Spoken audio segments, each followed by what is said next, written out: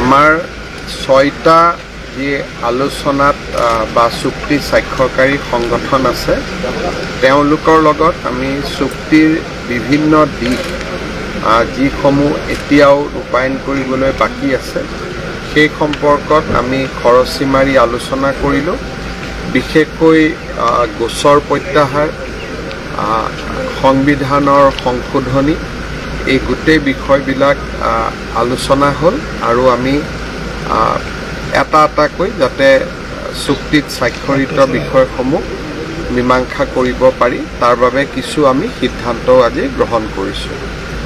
ভৈয়ামৰ কাৰ্বিসকলৰ লগতো আজি বিশেষভাৱে গোটেই তেওঁলোকৰ সমস্যাবিলাক সম্পৰ্কত আমি আলোচনা কৰিলোঁ। তেওঁলোকৰ দুটা মুখ্য ডিমাণ্ড আছিল যে ভৈয়ামৰ কাৰ্বিসকলক শিডিউল ট্ৰাইব হিলছ হওক বা শিডিউল ট্ৰাইব প্লেইনছ হওক এটা পৰিচয় এটা দিব লাগে। সেই সম্পৰ্কত তেওঁলোকে দাবী বা তেওঁলোকৰ বহুদিনীয়া দাবী। আৰু দ্বিতীয় দাবীটো হ'ল যিখন আমাৰ চুক্তিত আছে ৱেলফেয়াৰ কাউন্সিল এখন গঠন কৰিব লাগে ভৈয়ামৰ কাৰ্বিসকলক লৈ। সেই বিষয়টো তেওঁলোকে আজি আলোচনালৈ আনিছিলে আৰু মই ভাবোঁ যে ভৈয়ামৰ কাৰ্বিসকলৰ গোটেই যি দুটা সমস্যা আমি অহা ৩-৪ মাহৰ ভিতৰত সমাধান কৰিব পাৰিম আৰু সেইটোৱে মই তেওঁলোকক আজি আশ্বাস দিছোঁ আৰু মই ভাবোঁ যে তেওঁলোকো যথেষ্ট সন্তুষ্ট হৈছে আৰু আমি আজি আলোচনাত যিখিনি সিদ্ধান্ত গ্ৰহণ কৰা হৈছে এইখিনি আমি আগুৱাই লৈ যাম। তেখেতলোকে কৈছে যে welfare Karbi welfare autonomous council এখন তেওঁলোকৰ কাৰ্বি ৱেলফেয়াৰ অট'নমাছ কাউন্সিলৰ তেওঁলোকৰ দাবী আছে আৰু কাৰ্বি চুক্তিটো এই বিষয়ে লিখা আছে, গতিকে কৰিবৰ বাবে বিশেষ অসুবিধা নহ'ব যিহেতু এই চুক্তিত অলৰেডি ইনক্লুড হৈ আছে। Sir, the Karbi Accord has also assured for the official language of Karbi and autonomous culture. So, what step you are taking to fast track for the implementation? There is some discussion basically on the official language front. Some documents, some discussion has to be taken place with Karbi Sahitya Sabha and all.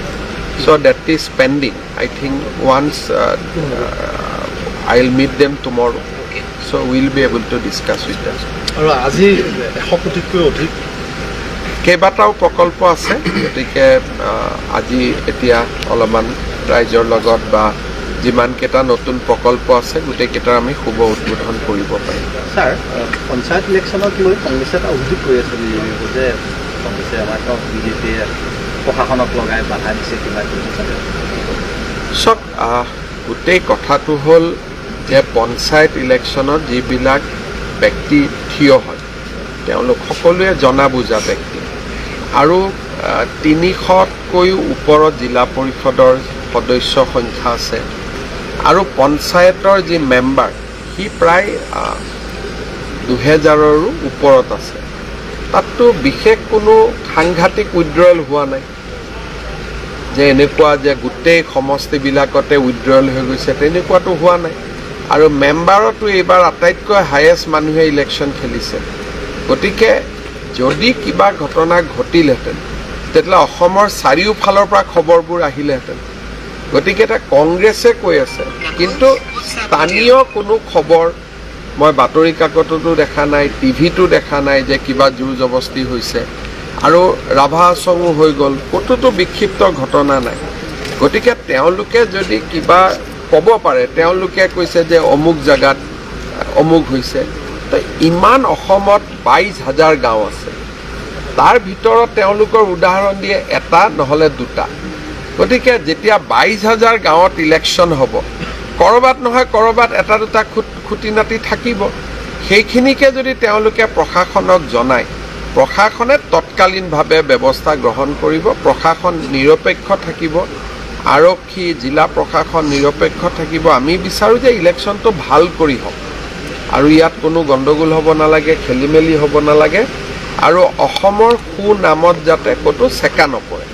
সেইকাৰণে কংগ্ৰেছে সদায় চেষ্টা কৰে অসমক বদনাম কৰাৰ কাৰণে। মোৰ কথাটো হ'ল যে স্পেচিফিক অভিযোগ দিয়ক, কোনোবা যদি ব্যক্তিয়ে আপোনালোকক কিবা হাৰাশাস্তি কৰিছে আমি লগে লগে একশ্যন ল'ম। কিন্তু এই মুহূৰ্তলৈকেতো তেনেকুৱা কোনো খবৰ নাই যে অমুকে কিবা এজাহাৰ দিছে।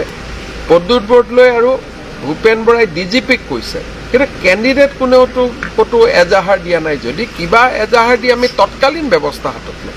হাৰিবৰ কাৰণে তেওঁলোকে হাৰা জিকাৰ ৰিজাল্টটো আপোনালোকে জানেই যে কি হ'ব কি নহ'ব, গতিকে তাত বহুত গৈ লাভ নাই। মইতো বিচাৰোঁ যে তেওঁলোকে একত্ৰিত হৈ নিৰ্বাচনটো ভালকৈ খেলক। প্ৰতিদ্বন্দ্বিতা হ'লে আমিও গম পাম বিধানসভা ইলেকশ্যনৰ আগত যে আমি ক'ত থিয় হৈ আছোঁ।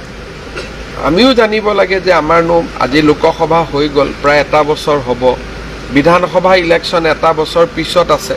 গতিকে বিজেপিয়ে বিচাৰে যে পঞ্চায়ত ইলেকশ্যনটো এনেকৈ হওক যাতে আমিও মানুহৰ মনৰ এটা কিনো চিন্তাধাৰা তাক আমি বুজি পাওঁ, আৰু আমি তেনেকৈ আগবাঢ়ি গৈছোঁ। আচ্ছা, আৰু এটা কথা, মানে বিহুৰ দিনাই আমাৰ ইয়াৰ যিকেইটা অপজিশ্যন এপিচেলচি পৰা আৰম্ভ কৰি গোটেইকেইটা এটা ষ্টেটমেণ্ট কৰিছিলে, আম্বানীক মাটি দিয়া লৈ চলি স্কুল এই ডেভেলপমেণ্টৰ প্ৰজেক্টবিলাক। আজি যদি কাৰ্বি আংলঙত সৈনিক স্কুল আহিছে, সেইটোক যদি বিৰোধিতা কৰে তাৰ মই কি উত্তৰ দিব পাৰোঁ? আম্বানীক মাটি দিয়া কথাটো কি? আমিতো গোটেই কাৰ্বি আংলঙৰ মানুহক কৈ আছোঁ যে যেনেকৈ উজনি অসমত ক্ষুদ্ৰ চাহ বাগিচা হোৱাৰ পিছত বহুত ৰাইজৰ উন্নতি হ'ল, এতিয়া যদি কাৰ্বি আংলঙৰ ঘৰে ঘৰে নেপিয়াৰ গ্ৰাছ আমি কৰোঁ আৰু সেই গ্ৰাছটোক যদি আমি বায়'ফুৱেললৈকে ৰূপান্তৰ কৰোঁ, কাৰ্বি আংলঙৰ গোটেই দুখীয়া মানুহ নোহোৱা হৈ যাব। গতিকে ভাল কথাত কিবা বোলে কাৰখানা বনাব খুজিছে, ফেক্টৰী বনাব খুজিছে, আপত্তি কৰক। ঘাঁহ লগাব খোজাত আপত্তি কৰিব কি আছে? ইয়াততো কোনোতো এনেকুৱা কথা নাই যে কাৰোবাৰ মাটি কাঢ়ি কিবা কাৰখানা কল কাৰখানা বহাব খুজিছে। আৰু কাৰ্বি আংলঙত ইমান মাটি আছে, যিমানেই ইণ্ডাষ্ট্ৰী হ'ব কাৰ্বি আংলঙৰ কাৰণে ভাল। কাৰ্বি আংলঙৰ কাউন্সিলে টকা পাব, ৰাইজৰ ভাল হ'ব।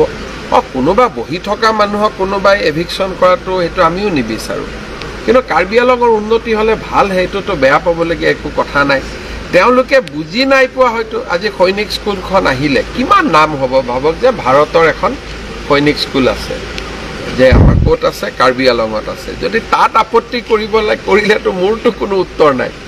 তেতিয়া কাৰ্বি আংলঙৰ ৰাইজে যদি কৈ দিয়ে আমাক সৈনিক স্কুল নালাগে, মেডিকেল কলেজ নালাগে, কেঞ্চাৰ হস্পিটেল নালাগে, আমি নকৰোঁ। আমাৰ কৰিলেও কাৰোবাৰ পৰা এইটোতো খোজা মানুহৰ কোনো অভাৱ নাই। সৈনিক স্কুল ইয়াত নকৰিলে গোলাঘাটত কৰিব ৰাইজে। আজি ইনফেক্ট গোলাঘাটত সৈনিক স্কুল এখন হ'ব লাগে বুলি কিমান দিনৰ দাবী। মই যেনিবা বোলে কাৰ্বি আংলঙত হওক, আমাৰ পাহাৰত এখনো সৈনিক স্কুল নাই। গতিকে এইটো আদৰণিহে জনাব লাগে। ল'ৰা ছোৱালী আৰ্মিত যাব, ভাল হ'ব, এইটোতো কোনো বেয়া কথা নহয়। Sir, what about Article 244A, sir? After a long time, we have given whatever you have got under 244A, we have given everything. Right from budget preparation, everything we have given. Now, state government has nothing in my hand. I cannot do anything in now Karbi Anglong. I have given everything. So, there is nothing I can do now. I have given my power to budget. I have given every department. I have given everything to Karbi Anglong. But sir, when it comes to passing the laws in a council, you can still, that is also I have said Karbi Anglong. Then you next time, you decide about the passing the law. Governor will sign. You don't have to give it to the state. Also, sir, what is So that also I am going to do in soon. That Karbi Anglong Council will pass act, and directly they will send to the governor. No need to send to the state government. So that is also I am ready. Whatever I have, take everything.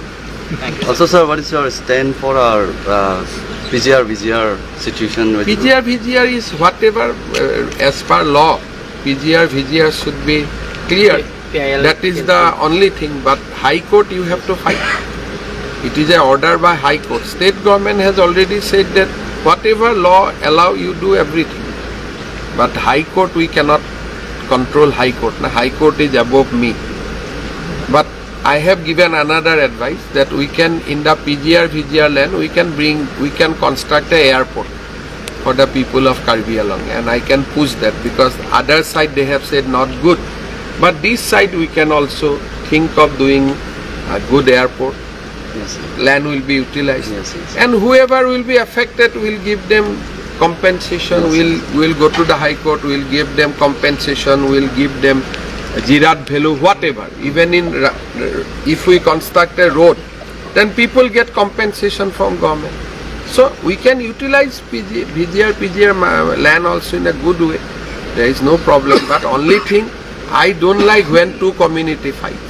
I want that everybody live in coexistence and peacefully. Because if you fight, all over India, people will know that Karbi Anglong is a disturbed area.